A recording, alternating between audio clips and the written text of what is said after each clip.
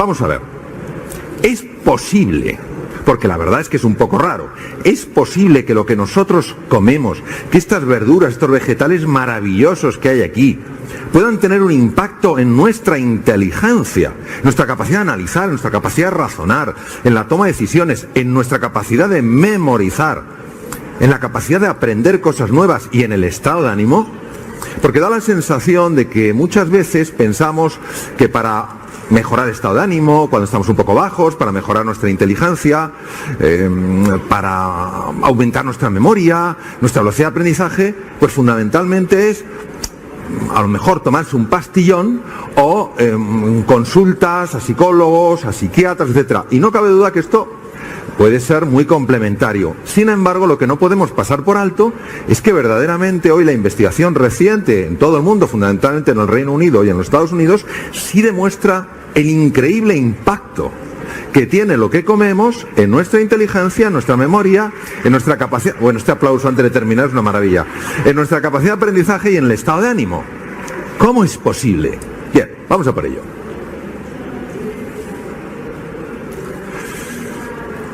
Hoy se sabe que puede haber una relación directa entre la falta de concentración, la reducción de capacidad de análisis, la somnolencia y que cada una vaya haciendo la reflexión. ¿Me pasa esto a mí? La pérdida de memoria, la dificultad para aprender, la ansiedad, la depresión, la irritabilidad, la fatiga y el insomnio por no seguir una nutrición adecuada. O sea, fijaros qué barbaridad. Inteligencia, memoria, aprendizaje, estado de ánimo. Es que está cogiendo prácticamente todas las facetas de lo que es la vida mental de un ser humano. Equilibrio de la glucosa. Vamos a ver. El cerebro humano, salvo en situaciones límite, solo puede utilizar como carburante, como gasolina, la glucosa. Porque además es el único carburante que no produce, entre comillas, humo. Tanto los aminoácidos, cuando se transforman, los ácidos grasos, los cuerpos cetónicos producen una especie, digamos, como de humo tóxico a nivel del organismo. Hoy se sabe, porque se han hecho muchos estudios en gente joven, como algunos de los que nos honran hoy aquí con su presencia, que cuando se cuida el carburante del cerebro, la glucosa, el IQ, el tradicional test de inteligencia, aunque tenga un valor relativo, sí mide algunas cosas, se multiplica al menos en 10 puntos. Es decir, vamos a ver, Mario, ¿esto cómo es? Bien. Quiero que prestéis atención a las pantallas que tenéis. Primero, el cerebro humano tolera muy mal las subidas bruscas de la glucosa con la consiguiente bajada brusca debido a la insulina, que inmediatamente intenta bajar los niveles. Y eso produce falta de concentración, pérdida de memoria e irritabilidad. El cerebro humano, para funcionar bien desde el punto de vista de carburante, no necesita picos de azúcar y bajadas de azúcar y otro pico y otra bajada, es decir, me como un bollo y luego otro y le echo 3 terrones al azúcar y estoy como una moto y después bajo. No, necesita un nivel constante de glucosa en la sangre. ¿Eso cómo se consigue? Eso se consigue con hidratos de carbono que vayan liberando esos azúcares de forma progresiva, no a lo bestia. Y tenemos que ver qué hidratos de carbono son esos. Y también saber que las proteínas, voy a poner muchas nueces porque es muy importante comer nueces, que las proteínas, cuando se añaden a los hidratos de carbono, esas fuentes de combustible para el cerebro, favorecen que esa glucosa se vaya liberando de forma más lenta, lo cual es favorable. Bien, seguimos. Hay que decir bien claro algo. Todo lo que es integral es superior desde el punto de vista de vida mental a lo que es procesado. Si cogemos un grano de arroz o un grano de arroz integral, veremos que tiene fibra. La fibra favorece que ese carburante, ese azúcar, se libere más lentamente, lo cual es bueno. Tiene vitaminas, que la veremos porque es uno de los 5 elementos, lo que se llaman nutrientes inteligentes. Tiene minerales, que también pertenece a los 5 nutrientes inteligentes, y tiene almidón, que es la fuente de ese carburante. Pero es que el arroz, que no es integral, solo tiene almidón. ¿Quiere eso decir que a partir de ahora vamos a ver un grano de arroz procesado y decir, ¡horror!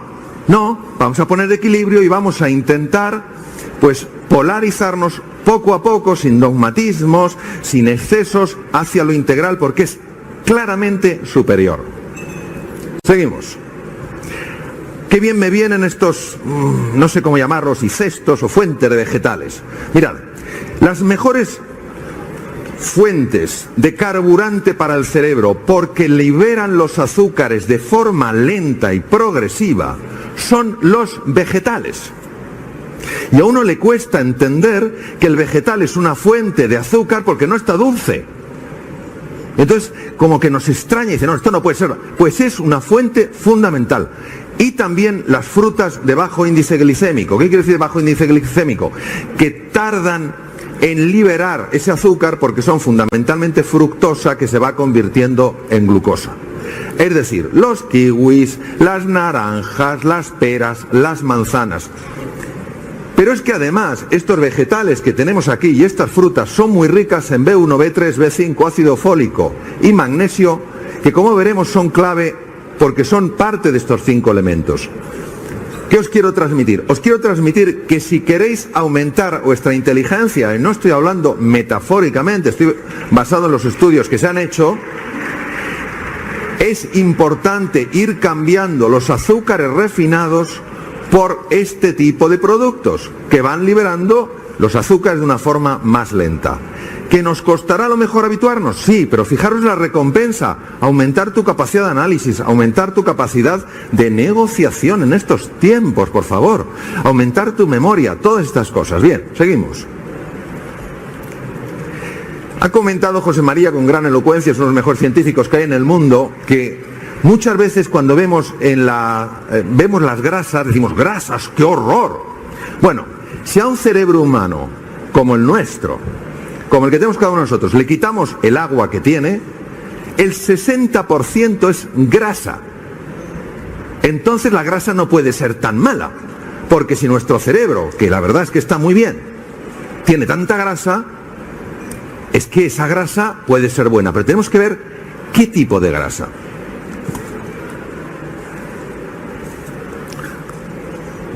Primero, la carencia de ciertas grasas, observar esto, no solo afecta al IQ, a lo que es la inteligencia, afecta al EQ. ¿Qué es el EQ? El EQ es todo lo que refleja el estado de ánimo.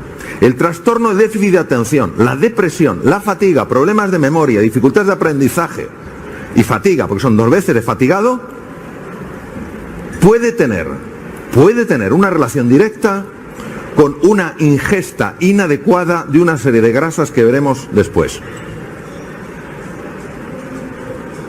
Bien,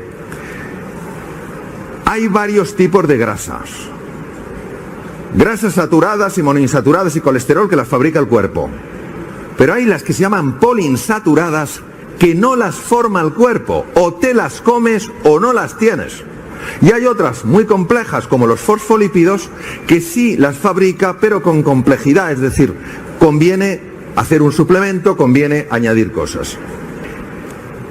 Esa sustancia blanca es mielina y está construida porque hay unas células del sistema glial que se llaman oligodendrocitos que envuelven a esa proyección de la neurona que se llama el axón, lo envuelven como si fuera una cinta aislante en un cable. Y vosotros diréis, Mario, ¿por qué esa cinta aislante? Porque entonces la corriente, que es de orden electroquímica, va dando saltos y es mucho más rápida. Es decir, el 75% de lo que recubre el axón, las conexiones nerviosas, es grasa. Está determinando la velocidad de conexión entre las neuronas. Imaginar esto, la trascendencia que tiene. Esas células, cuando se trata del sistema nervioso periférico, el que ya sale de lo que es el neuroeje, el cerebro, cerebelo, etcétera, no se llaman oligodendrocitos, se llaman células de Schwann. Como observáis, envuelven por completo la fibra nerviosa y lo que hacen es eso, hacer que sea mucho más rápida la conducción. Por eso las fibras dolorosas son mucho más lentas porque tienen muchísimo menos mielina. Quiero además que observéis la membrana de una neurona. Tradicionalmente se había pensado que el cerebro, entre comillas, de una célula estaba en su núcleo porque ahí estaba el ADN. Hoy se sabe que no es así. El cerebro de cualquier célula es su membrana, porque es su sistema de relación con el medio interno. Pues lo mismo le pasa a la neurona. La neurona, su cerebro, su microcerebro neuronal es la membrana. Y observar la membrana, está formada por grasa. Es una doble capa de grasa. Ah, pero es que esto nos está diciendo cosas muy importantes. Nos está diciendo que si nuestra ingesta de ciertas grasas es inadecuada, el cerebro de las neuronas no puede operar bien, ni la conductividad nerviosa puede ser adecuada. Estamos hablando de algo que afectaría toda la vida mental. Y vamos a hablar, por tanto, de esas grasas que influyen tanto en la construcción de la neurona, de la membrana neuronal, y la integridad de la membrana neuronal, como en la mielina que envuelve a los nervios. Son los ácidos grasos esenciales. ¿Qué son los grasos esenciales? Los que te los tienes que tomar de fuera, porque tú no los fabricas dentro. ¿Por qué son tan importantes estos ácidos grasos esenciales? ¿Por qué tanto énfasis? Porque, entre otras cosas, son básicos para que se forme un tipo de hormonas que se llaman las prostaglandinas. Y las prostaglandinas, que tiene un nombre tan raro, hacen un montón de cosas. Las prostaglandinas relajan los vasos sanguíneos, con lo cual reducen la tensión arterial. Esto es muy bueno. Además, reducen la inflamación cerebral. ¿Quién diría que la mayor parte de los trastornos que afectan a la vida mental de una persona se ha observado la presencia de inflamación en el cerebro? Pues las prostaglandinas reducen esa inflamación, potencian el sistema de defensa y además regulan los neurotransmisores, que es el sistema de comunicación química entre las neuronas. Es decir, estamos hablando de algo realmente muy serio y muy importante en la vida mental. Esto es como curiosidad. La base de todo es el ácido alfa-linolénico, pero lo que nos importa sobre todo es el EPA y el DHA. Es decir, cuando vosotros tomáis cápsulas de omega 3, ya llevan el EPA y el DHA, y son las que crean la prostaglandina tipo 3. Pero es muy importante decir, bueno, pero yo paso de cápsulas. ¿Dónde están esos omegas 3 tan importantes para mi vida mental? Pues están fundamentalmente en los arenques, las caballas, el atún y el salmón del Atlántico. También en los huevos, pero tienen que ser huevos de gallinas que han comido unos pocos granos, no que los hayan visto en un póster. Omega 3. No debemos de tomar menos de 3 huevos a la semana, o ni menos de una ración de pescado a la semana. Es que los huevos... Es injustificada la mala fama de los huevos diciendo que te dan colesterol. Vamos a ver, si te tomas todos los huevos de un gallinero, te mueres de un empacho. Pero no pasa nada porque te tomes 2 huevos diarios, porque se ha hecho con montones de voluntarios haciéndoles comer huevos y no subía el colesterol. Pero son una fuente importantísima de omega 3. Las focas, que se comen tantos pescados, tiene una cantidad enorme de EPA y de DHA. ¿Y quién se come las focas? Los esquimales. La población de esquimales tiene probablemente los niveles más altos de estos omega 3 en el mundo, y tienen todos los efectos beneficiosos de estos omega 3. El omega 6. El omega 6 es otra parte del ácido linoleico, y el más importante es el GLA, lleva la prostaglandina tipo 1, al ácido araquidónico, que lleva la prostaglandina tipo 2. Pero olvidaros de esto, lo importante es que hay que consumir omega 3 y omega 6. Primero, combustible, hidrocarburos, carbohidratos complejos y frutas de bajo nivel glicémico. Tomar al menos 3 huevos a la semana y una ración de pescado a la semana. ¿Cuántos vegetales tienes que tomar? Pues tienes que tomar mucho vegetal y mucha fruta, porque es el combustible del cerebro. Entonces, el ideal es que sea como 5 veces al día. Yo puedo menos, pues lo que puedas.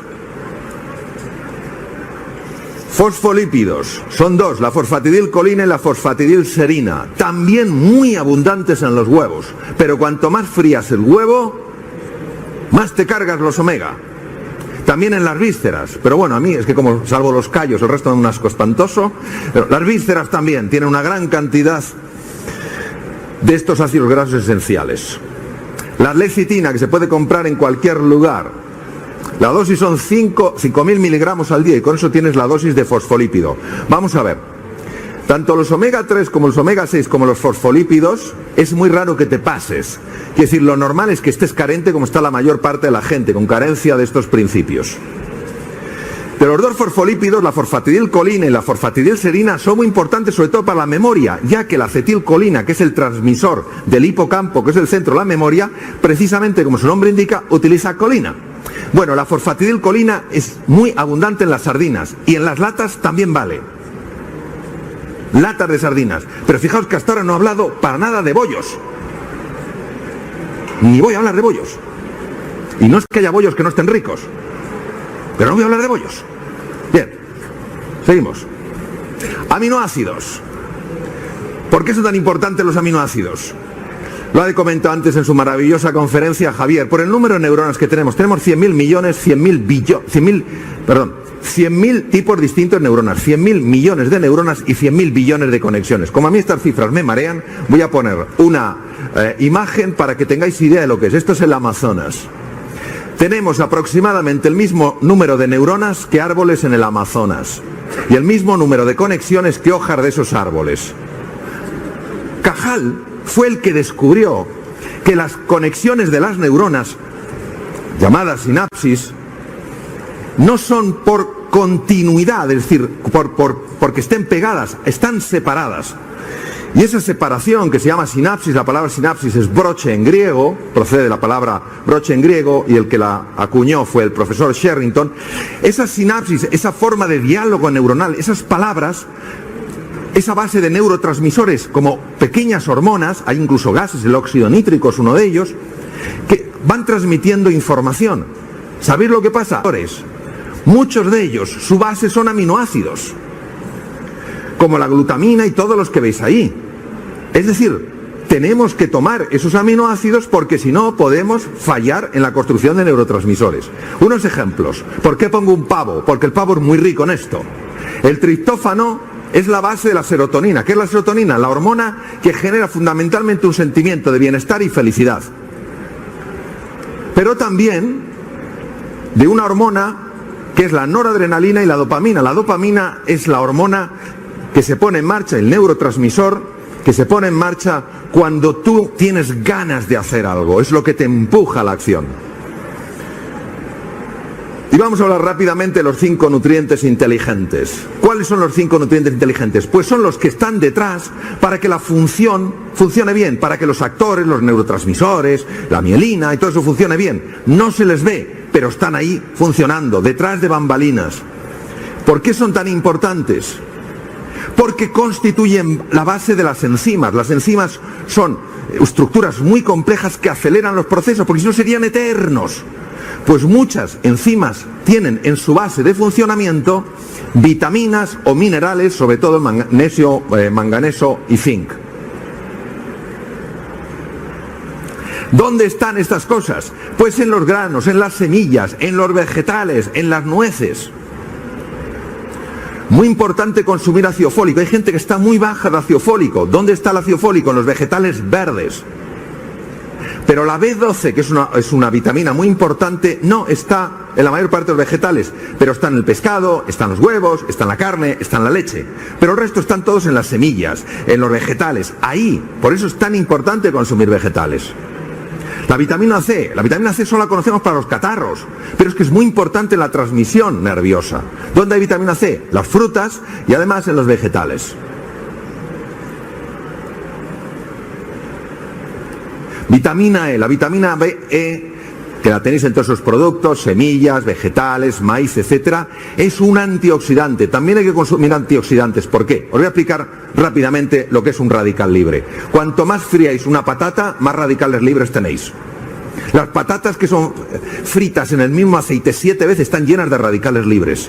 Un radical libre es una molécula que está irritada porque le falta un electrón y empieza a golpear otras moléculas, por ejemplo los fosfolípidos de la membrana neuronal, dañándola. Y si te golpea una molécula de ADN, puede producir una mutación. Todos tenemos mutaciones y todos tenemos radicales libres. Pero hay que ingerir moléculas generosas que regalen electrones a los radicales libres para que se tranquilicen. Fundamentalmente la vitamina E, la vitamina C de los mejores antioxidantes están las frutas de los bosques. El té es muy buen antioxidante también.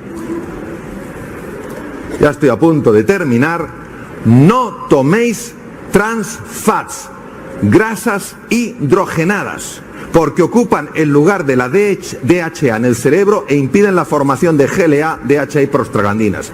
Si veis con grasas hidrogenadas, procurar no tomarlo y veréis cuántas porquerías hay por ahí que tienen montones de grasas hidrogenadas. No son buenas. No son buenas para el cerebro. Y finalmente, cuidar vuestro nivel de estrés, sé que no es sencillo, con ejercicio físico, con buenas conversaciones, con humor, con ejercicios de relajación, porque el cortisol que se libera en el estrés y el glutamato, que es un transmisor activador, que se libera en el cerebro, tiene la capacidad de dañar neuronas. Bueno, me he pasado 2 minutos. Este es el resumen. Cuidando lo que comes, cuidas cómo piensas, cuidas cómo sientes y también lo que eres. Muchas gracias.